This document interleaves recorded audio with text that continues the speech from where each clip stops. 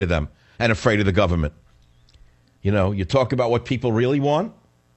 You talk about the military exercises in Texas, Jade Helm, that no one knows about except a few small people see what this government's doing with a naked violation of posse comitatus, putting U.S. military on the streets of America, calling it a training exercise, and it's only in areas where there are staunch conservatives. You don't see the connections, do you? Stir up the masses in the ghettos, suppress the white man in the suburbs, and then what? What's he building up towards? Nothing. He's a nice man with a nice young family. And he's going to sail off into the sunset when his term is up. Didn't he tell us that? He has nothing malevolent in mind. No. Anyway, that's the story right now. 855-407-282. Let me take a couple of quick calls here. WMAL in Washington, D.C., where Savage is king with a 4.5 share. Bob, welcome to the show. What's on your mind? Well, obviously, I go to the museums all the time. I mean, more than a dozen times a year to the National Gallery of Art. There's tons of Smithsonians here, all within an easy walking distance of Michelle's home. Right across the street is a Renwick. So we're seeing the art galleries all the time. The only thing I find intimidating, because I've been destitute all my life, is when they charge a lot of money. These are all free. If you go to, there's a couple like the Phillips that's $12, but it's outstanding, and that's pretty nice. You're never intimidated because the guards, well, half the ones around, it seems like half of them are black at the National Gallery of Art and Smithsonian. You don't really pay attention. They're all regular people. So why is it that Michelle says that poor people, black people in particular, feel uncomfortable if the guards are largely black? I have no idea. I've talked to them. A lot of them are good friends of mine because I know them pretty well. We talk about art and a variety of things. So they're not at all. So she's classically just a demagogue trying to stir up hatred. The only thing I can think of is maybe the liberals have jacked the parking tickets to $100, and maybe that may be intimidating. I don't know. It's just she's a demagogue. She's trying to stir up hatred. It's sickening that a first lady would spend so much of her time stirring up hatred and enmity between the races, Bob. That's the point I'm making today. This is beneath the dignity of that station called the First Lady to do things like this regularly. She's speaking at the Whitney Museum saying that she's uncomfortable in museums and other people of color are uncomfortable in museums? Not true. No, everybody's comfortable. They're all relaxed.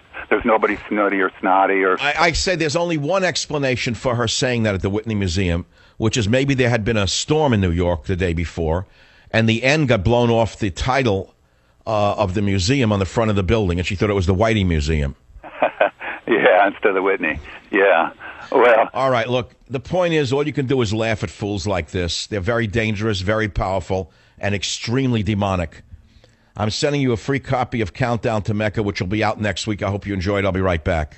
Join the Savage Nation. Call now, 855-400-SAVAGE, 855-400-7282. Savage. Hey, our Savage Nation is sponsored by SwissAmerica.com, the only company I trust for wealth insurance, gold and silver. Call 800-BUYCOIN. Well, here's some breaking news out of England. The BBC predicts a huge victory for the Conservatives in a hung parliament with 316 seats to Labour's 239. And it says the Liberal Dems will have just 10 seats, a loss of 47.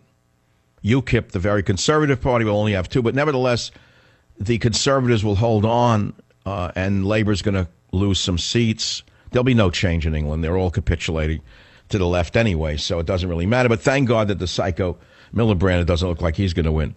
Let's come back to America, where the racism is perpetuated on a daily basis, revolution stimulated on a daily basis by the couple in the White House who are so full of it, it's frightening.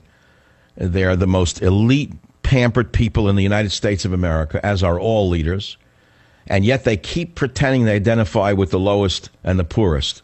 How does that work? Chris, welcome to the Savage Nation. Go ahead, please. Hey, what's going on, Mr. Savage? I just want to first tell you that you're highly respected, and I just want to let you know that I'd like to challenge you on your white privilege, sir. I don't understand what you're talking about. Could you make your point? You're trying to be very, very smart and white privilege. Okay, now try to make your college point. I have a simple question.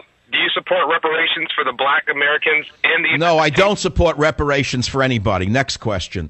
Okay, then you're part of the problem. Because Why don't you start with reparations? You have any extra money in your pocket? trickles down, does it not, Mr. Savage? No, I said, do you have any extra money in the bank? No, absolutely not. Well, why not? What, are you stupid? You couldn't save any money at this time in your life? You don't even have an extra $100 you can give to a black person? It's because of white privilege. I do a lot. I do what I can. I'm against this white privilege system every day. Tell me, my friend, where did you pick up this disease, this mental disease? Man, are you going to assault me on the air? But it's okay, though. It's not a disease. No, you're a mentally ill white man. If you're buying into the lie of white privilege, you're a mentally ill white man. When the Irish came here, they were treated like slaves. Do you know that? Did you know it said Irish and dogs need not apply? Are you aware of that?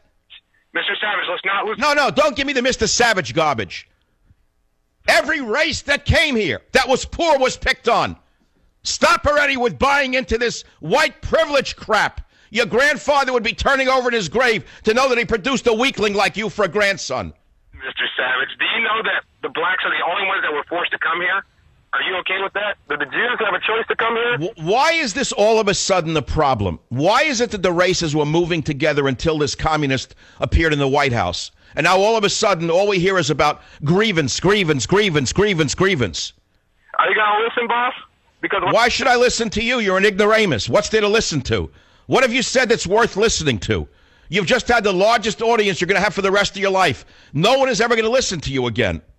One issue at a time, Mr. Savage. Can we agree that wealth trickles down?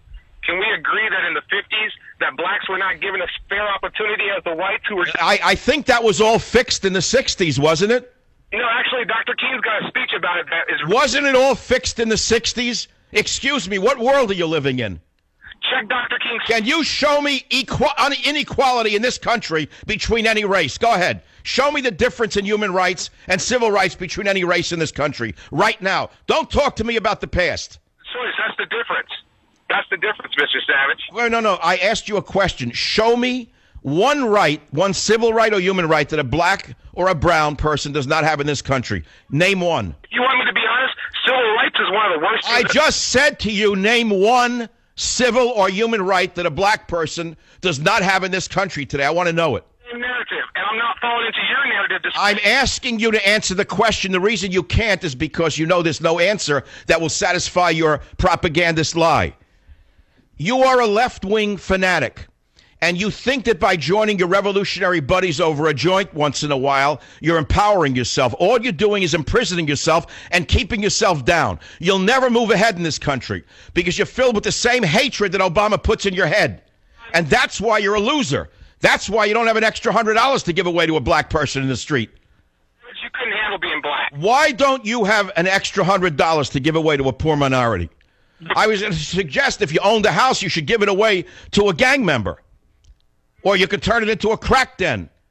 You give it away to a crack gang if you feel so bad about yourself. Why are you lecturing everybody else? Give away your money instead. Because I'm hitting a nerve. Only white people talk about things. I don't know who it is. Probably someone just trying to pull my leg. It's good because I just had chocolate ice cream after the heavy meal and I was feeling a little tired. That stimulated, help digest the chocolate. Actually, it's a non-dairy ice cream. It's very good. I found a new one. It's made of almond milk. Oh, is it good? God. I'm finding I don't even want to drink at night after I have this thing. It's like carob. It's the sugar. I know what alcohol is. It converts to sugar. I get it. I have a doctor in the field. But I can't sleep at night. That's the problem. Between this show and talking to morons like that. See, the reason he's listening to the show is because he knows I'm right. This is what happens. They start out by hating me because I'm touching a raw nerve inside their stupid white heads. These are the kids who went to stupid low-life colleges like Harvard, institutions of lower living. They were lectured to by LGBT psycho leftists from hell. They start to hate their own race. They hate themselves. They come out of school. They don't understand why they can't get ahead. And then they look around. They see the world passing them by. And they start to listen to a show like mine because I'm making sense to them. So they start by hating me. Then they try to debate me. They don't get anywhere. They listen for months. And before long, they're actually agreeing with me. After a year, they call me up and they say that they actually realize I was right all along. They're sorry. They usually get a haircut. They buy new clothing and they go out and get a job. Before long, they're a human being. They're no longer beating up police horses and breaking the windows of McDonald's on weekends. Okay, that's the story. The fact of the matter is this country will survive these two lowlifes in the White House. We will survive them. The people are looking through them. They have no clothes, you know what I'm saying? For her to get up and give a speech like this is an offense to white people and to black people. To say that she's uncomfortable in a museum? It's astounding. But not something you couldn't predict. It's Angela Davis in the White House.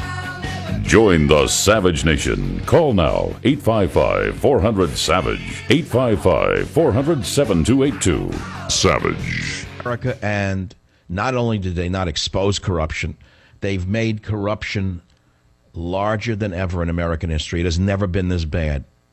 Both parties are sacking the Treasury. The two revolutionaries have never lived better. You know, it's the old adage about the missionaries that I've told you about before.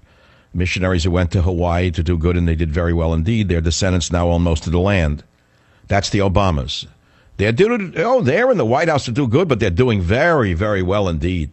Indeed they are. Hillary Clinton is even worse. Listen to what she says in clip number 9. Here's what's coming. I will fight for comprehensive immigration reform and a path to citizenship for you and for your families across our country. I will fight to stop partisan attacks on the executive actions that would put dreamers, including those with us today, at risk of deportation. And if Congress continues to refuse to act as president, I would do everything possible under the law to go even further. This liar, this demagogue is worse than Obama. She's farther to the left than Obama is, and she's doing this to fight off Elizabeth Pocahontas Warren. The left is now pushing her. Again, I can't understand how the Democrat Party is owned by such a small band of revolutionary leftists and catering to them. Because way back in 2003, Hillary said something different. Listen to clip 10. Listen to her in 10. I am, adamantly against illegal immigrants. I made this exception basically on humanitarian grounds because of the individual story. She's against immigrants. Now she's for immigrants. So before she was for immigrants, she was against immigrants. That's what you call a demagogue. I've said this to you before. This is the unfortunate truth. In America, there's such great opportunity for all races. If you want to get somewhere and you got a brain and you're not given to stupidity, you can pretty much make something of yourself in this country. There's no question you can build something here. Everyone knows that. That's why everyone flocks here. In plain English, everyone but the dumb white revolutionaries will always be on the bottom. They'll always be in the garbage can of society, telling you how bad America is, espousing theories of political revolution that have never worked anywhere. And they wonder when they're an old man why they never got anywhere and why the country never changed. But they're irrelevant. They'll be in the ash can of history eventually, like most leftists have been. The point I'm making is a little different. The fact of the matter is that you listen to Hillary Clinton. She's no better than Obama. She's just another demagogue. Why? Because the best and the brightest, in my experience, never go into politics. I have not seen the best and the brightest people that I know in politics. They either go into a profession, whatever it may be, or they create a business, or they create a work of art, or they become a writer, a web designer, they open a bakery or a cafe. They're far better than most politicians. So we don't get the alphas going into politics. The alphas sit on the sidelines and do something else. We're getting the betas, the deltas, and the gammas. We don't get the best and the brightest in politics. So we get these parrots in the political structure in this country. It's certainly not true in every country. The cream of humanity generally is not on the sidelines in other nations. In this country, the cream of our society generally does not go into politics, incidentally. Okay, 855-400-7282. And we can talk about Michelle's lie. Maybe she ought to burn the museums or take the art exhibits and destroy them. I mean, maybe it makes her uncomfortable to see the great works of art created by Europeans. Is that what she's really saying? Is that what made her uncomfortable? People who actually did something phenomenal? Maybe that's what offends her, is the artwork itself, not the museum. Perhaps that's it. WJR, Sean, welcome to the Savage Nation. Go ahead, please. Dr. Savage, interestingly enough, I worked in Chicago at the Museum of Science and Industry, which is right at the border of Hyde Park and South Shore, so it was no more than 10 minutes from her house. I worked there from 1975 till 1978 as a guide